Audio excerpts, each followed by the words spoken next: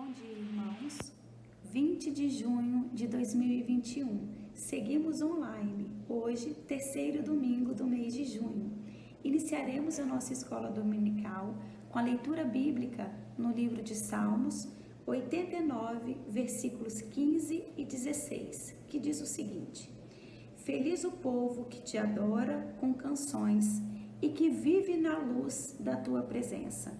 Por causa de ti, eles se alegram o dia todo e te louvam porque és bondoso. Amém. Entoemos com bastante entusiasmo o cântico Ele é exaltado.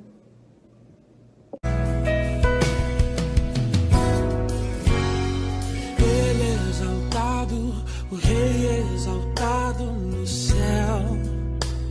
Eu louvarei, Ele é exaltado, para sempre exaltado, seu nome louvarei.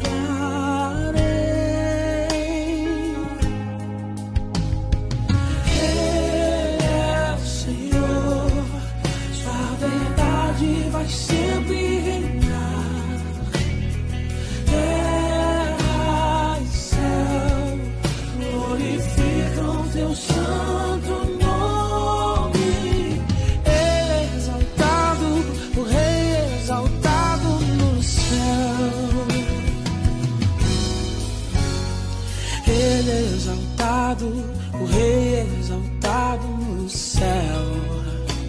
Eu louvarei, Ele é exaltado, para sempre exaltado seu nome. Louvarei.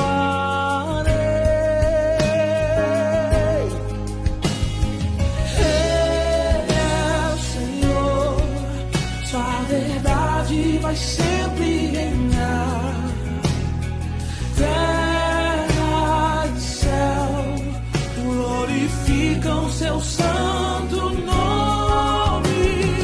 Ele é exaltado, o Rei é exaltado no céu. Ele é o Senhor, sua verdade vai sempre reinar.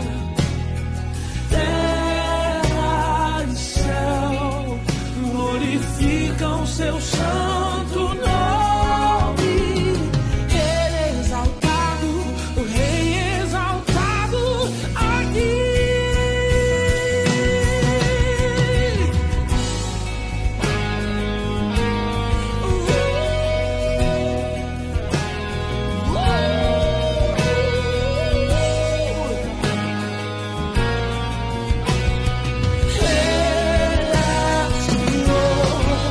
Sua verdade vai sempre reinar.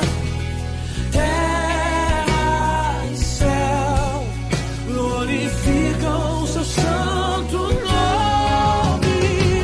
Ele é exaltado, o Rei é exaltado no céu. Ele é exaltado, o Rei é exaltado no céu. Ele é exaltado, o Rei é exaltado no céu. Bom dia, irmãos. Neste domingo de café comunitário, nós vamos fazer a reflexão a partir do texto que está no livro de Atos, capítulo 3, versículos 1 a 6 e depois o 11 a 16. Então, leremos o livro de Atos, capítulo 3, versículos 1 a 6 e 11 a 16, que diz assim: Certo dia de tarde, Pedro e João estavam indo ao templo para a oração das 3 horas. Estava ali um homem que tinha nascido coxo. Todos os dias ele era levado para um dos portões do templo, chamado Portão Formoso, a fim de pedir esmolas às pessoas que entravam no pátio do templo. Quando o coxo viu Pedro e João entrando, pediu uma esmola. Eles olharam firmemente para ele e Pedro disse: Olhe para nós.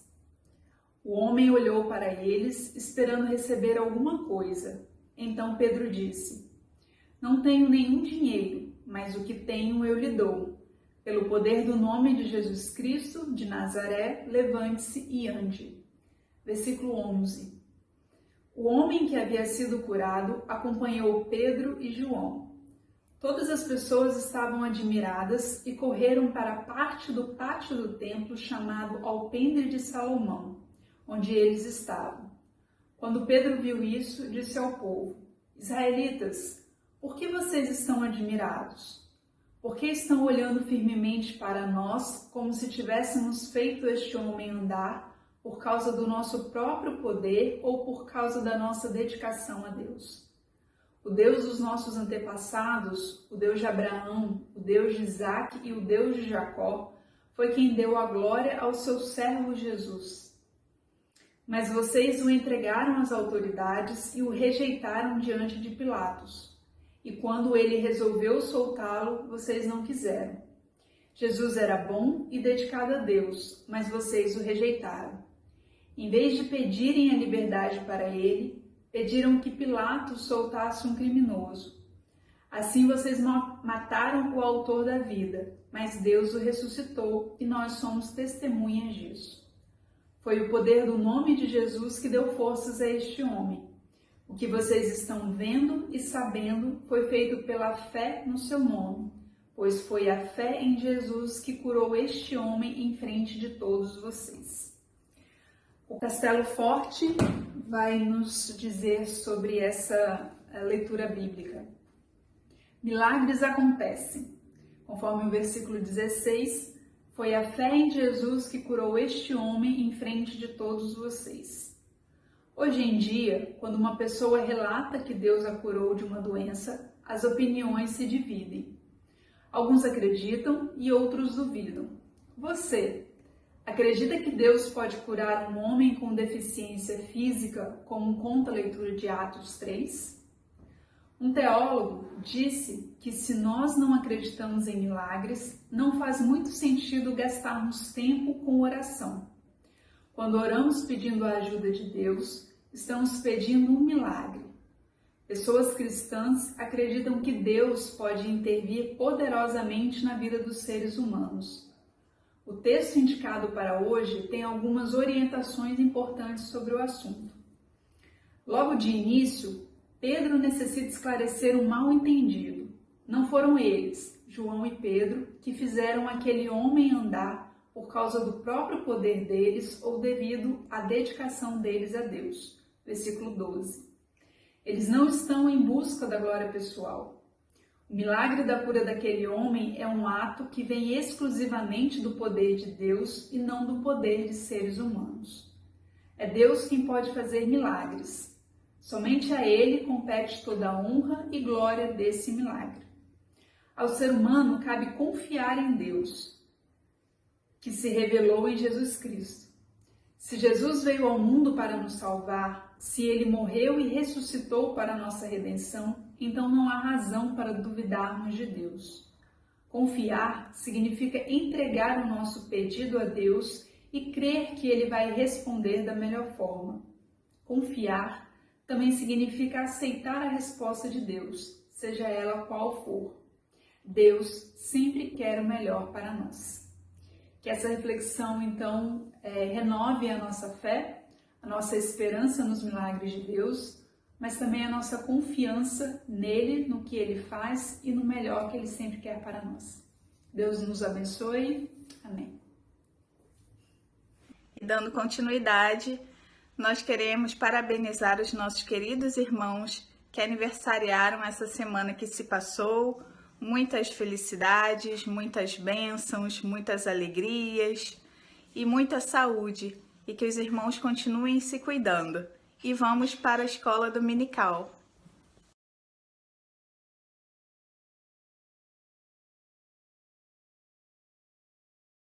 Shalom e bem-vindo ao Israel com a Aline. Hoje nós temos um passeio muito especial programado por uma cidade bíblica incrível, a cidade de Jericó. A gente vai conhecer o Monte da Tentação, a Árvore de Zaqueu e também as muralhas dos tempos de Josué. Então, se vocês estão preparados, vamos começar!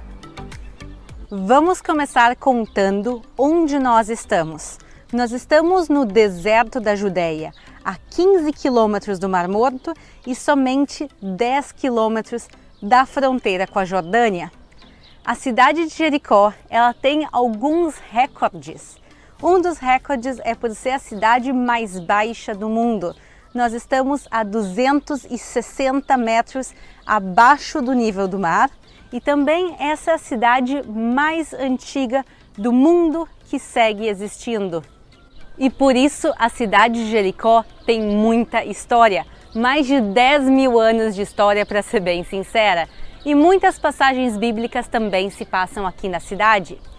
E qual o significado do nome da cidade? Jericó em hebraico se pronuncia Yericho e ela pode significar ou a cidade perfumada ou a cidade da lua, já que em hebraico Yarer significa lua. Chegamos em Tel El Sultan, também conhecido como Tel Yericho. O que é Tel? Tel é uma palavra usada tanto em árabe como em hebraico, que usa para descrever uma colina arqueológica. Sim, a gente tem esse conceito aqui de tantos lugares arqueológicos que a gente tem.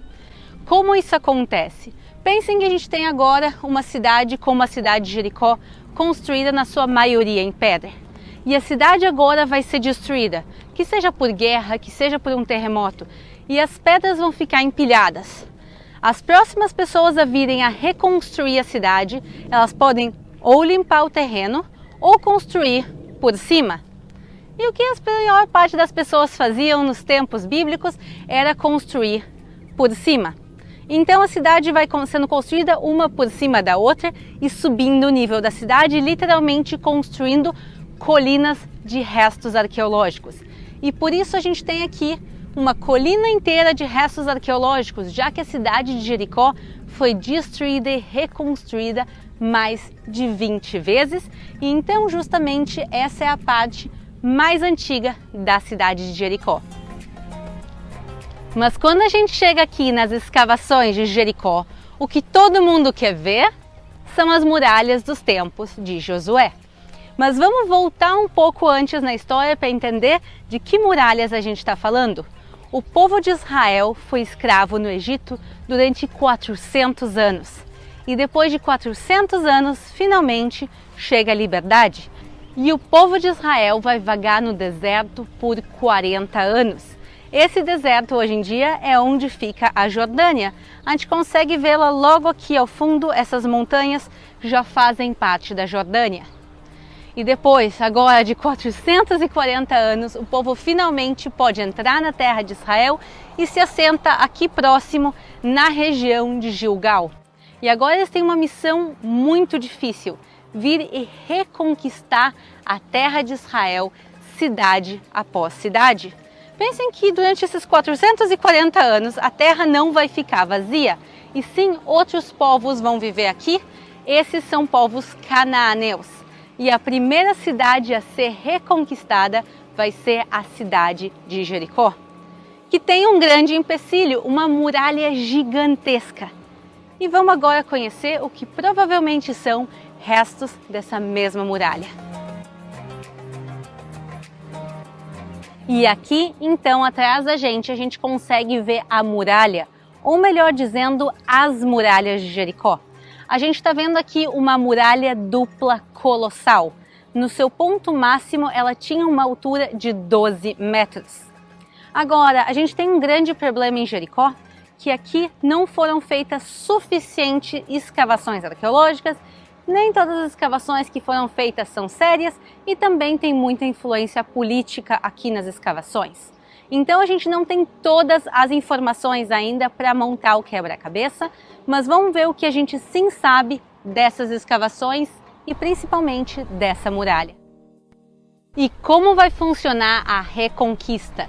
Josué manda 2 espiões a virem olhar a cidade de Jericó.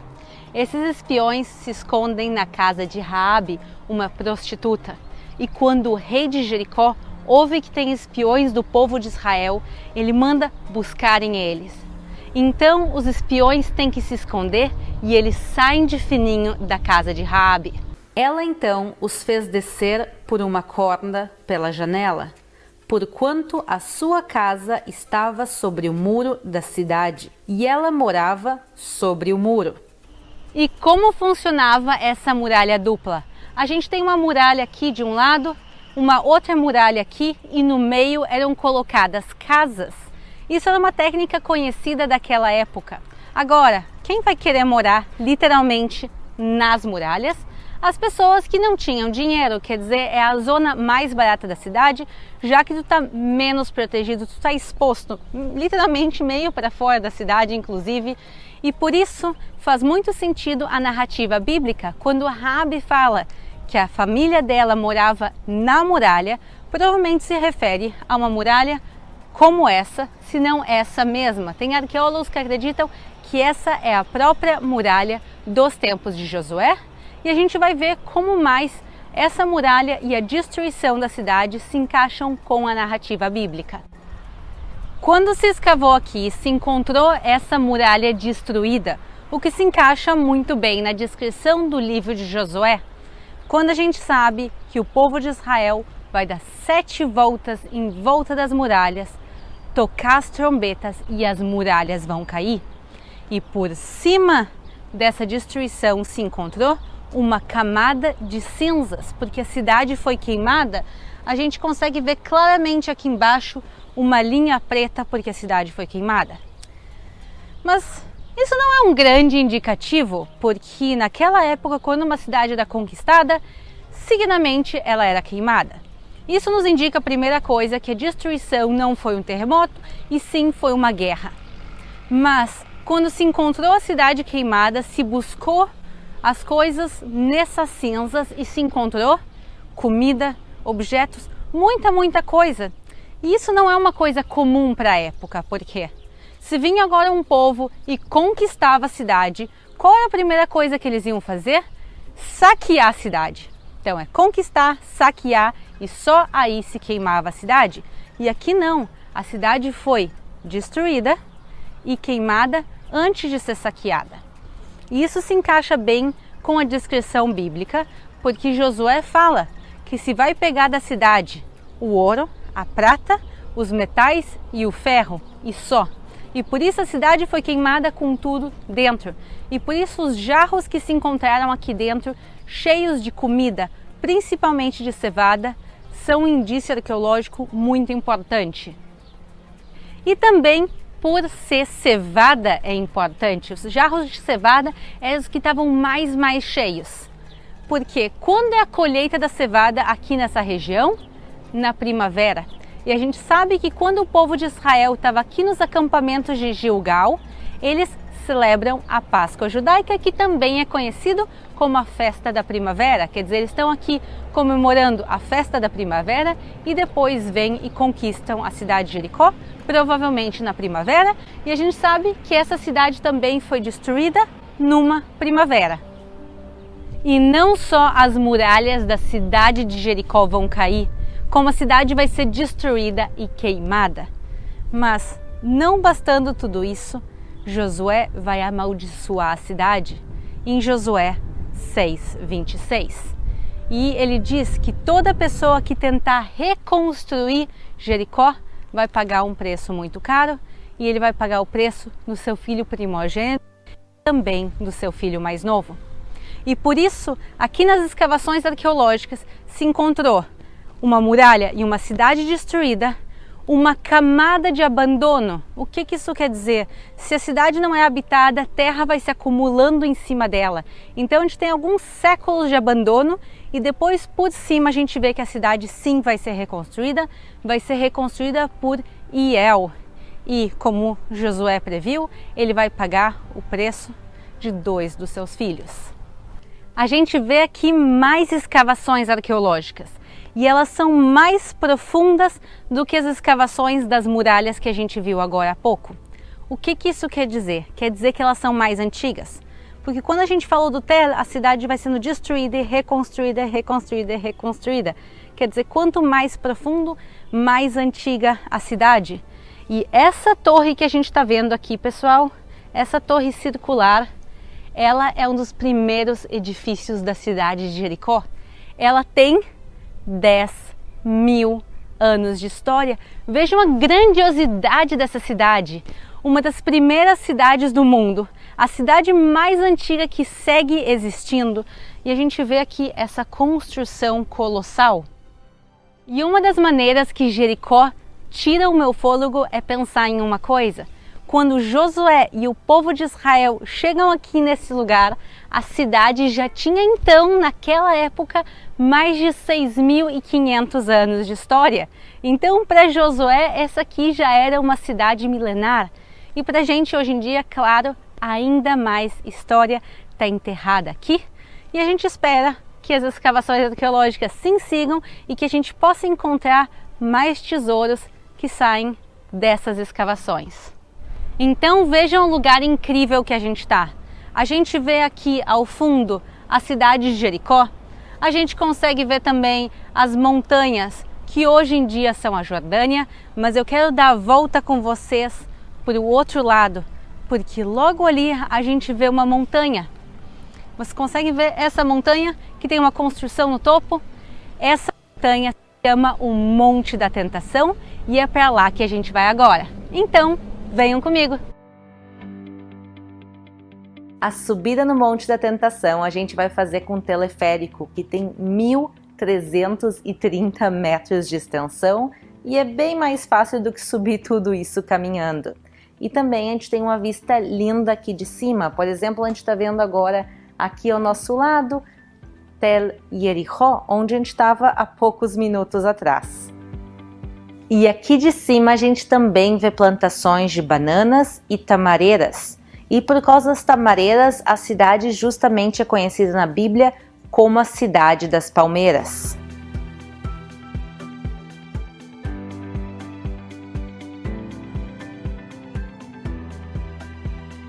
Aqui no final da linha do teleférico a gente tem uma vista linda da cidade de Jericó.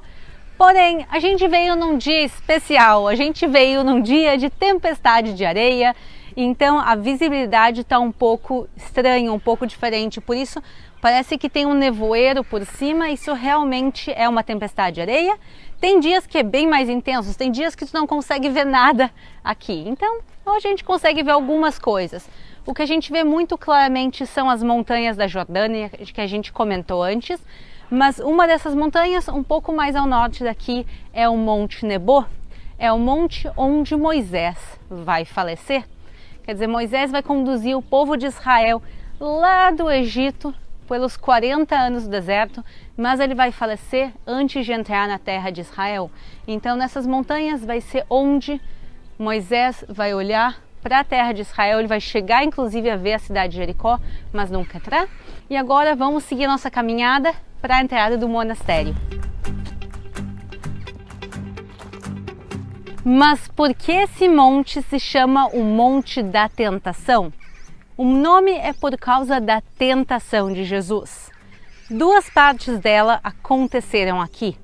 A primeira aconteceu aqui nessa parte que a gente está vendo aqui ao lado, que são os 40 dias e 40 noites que Jesus vai fazer jejum. E no local onde Jesus fez o seu jejum, monges começam a vir viver aqui desde o período bizantino.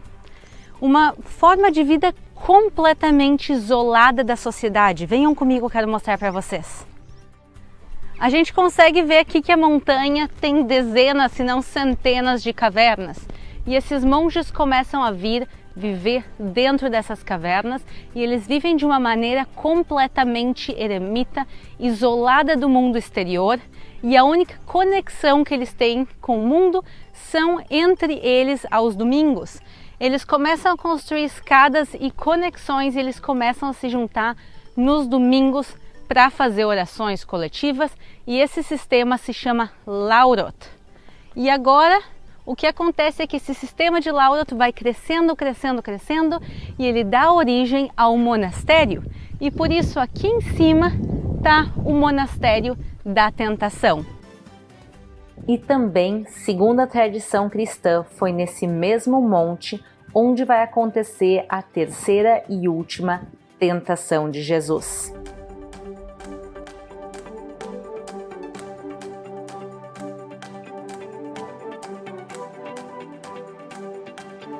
Jesus passa várias e várias vezes aqui pela cidade de Jericó. Por quê? Porque essa cidade conecta a Galileia, que é a região onde ele morava, a cidade de Jerusalém, que é o centro do povo de Israel e onde ficava o templo de Jerusalém. Então Jesus passava por Jericó nas suas indas e vindas entre a Galileia e Jerusalém. E com o tempo vai passando, o ministério de Jesus vai crescendo e ele começa a ser muito conhecido. E ele passa aqui pelas ruas de Jericó e as multidões seguem ele. Porque todo mundo quer ver, quer saber quem é esse tal de Jesus, querem conversar com ele, querem fazer pedidos. E tinha um homem que queria muito, muito, muito ver Jesus. E esse homem se chama Zaqueu. Só tem um pequeno problema, que a própria Bíblia nos fala que Zaqueu era de baixa estatura. E no meio da multidão ele não consegue ver Jesus. Então o que ele faz? Ele sobe numa árvore, numa figueira brava, também conhecida como sicômoro. E ele sobe nessa árvore, olha Jesus de cima e então Jesus fala o seguinte: Zaqueu, desce depressa, porque hoje me convém pousar em tua casa. E Zaqueu, ouvindo isso, ele desce da árvore e ele promete dar metade dos seus bens aos pobres. E também ele fala se alguma vez ele pegou algo que não lhe pertencia, ele ia devolver e devolver quadruplo, devolver 4 vezes mais. Cadê a árvore que Zaqueu subiu? Segundo a tradição local, os locais falam que essa é a mesma árvore que Zaqueu subiu. E ela é realmente antiguíssima, mas a gente realmente não sabe se é ela ou não. Mas de uma maneira ou de outra, a gente consegue olhar para essa árvore e ver como o sicômoro, a figueira brava que Zaqueu subiu, se parecia.